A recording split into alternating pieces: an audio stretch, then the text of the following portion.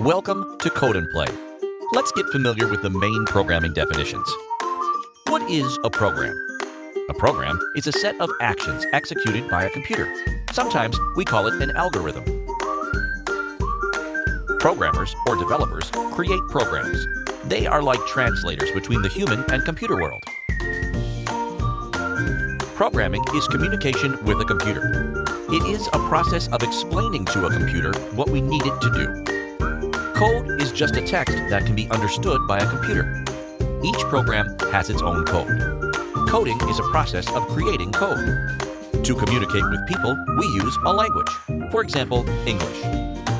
Unfortunately, computers don't understand our language, and we can't tell them directly what to do.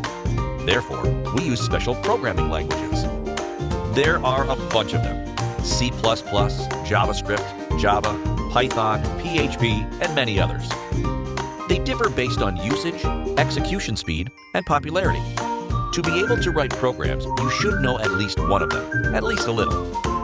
Luckily, when you completely understand one programming language, you can learn the others much faster, because the basic concepts are very similar.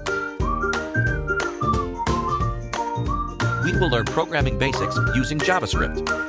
JavaScript is the perfect choice for the first programming language, because it's simple, powerful, and its syntax is similar to other popular languages.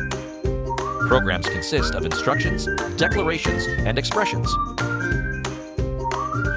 Instruction is a request to a computer to perform some action. For example, to print some text or to delete some file.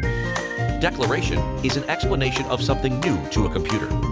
For example, we can explain a new instruction.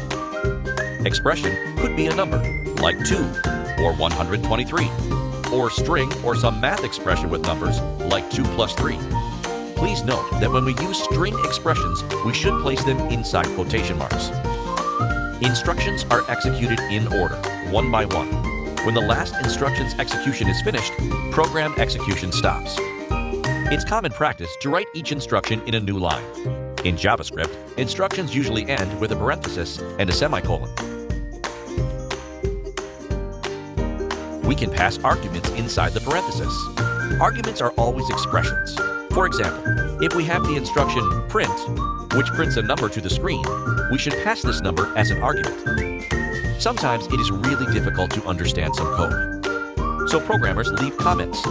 Comments are ignored by a computer. Comments always have 2 slashes at the beginning. Thank you for watching this video. Now you can try to code.